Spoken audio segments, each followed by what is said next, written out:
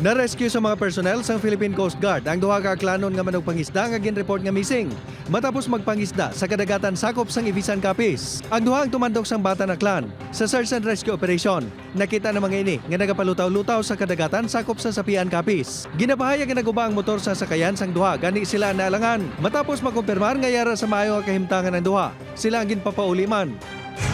Iga-relieve bilang hepe sang Oton Municipal Police Station si Lieutenant Colonel Arnel Solis. Ini ang kaangon sa tuyo nga pagpalagyo sang isa ka person under police custody sang Hulyo 15 samtang hanang nga ipaydalom sa medical examination sa Rural Health Unit sa Banwa. Ginpahayag ni Brigadier General Randolph Tuanyo nga natapos na ang investigasyon sang IPPO kag ginrekomendar ang pag-relieve kay Solis bilang kabahin sa command responsibility. Pasakaan man sang kaso kriminal kag administratibo ang mga pulis nga nagbantay sa POPC. Totaligated ang isa ka balay matapos ginalegar ginsunog sang isa ka 47 anyos nga padre de pamilya sa barangay Hilamunan, Kabangkalan City. Sa investigasyon sang BFP, may hindi pagintindihanay sa tunga sang bana nga si alias Ron kag asawa sini. Base sa payag sang ilang mga bata sa investigador, nag-inom si Ron kag sang nahubog na, nagbaisay sila sang asawa bangod sa pagpangimon.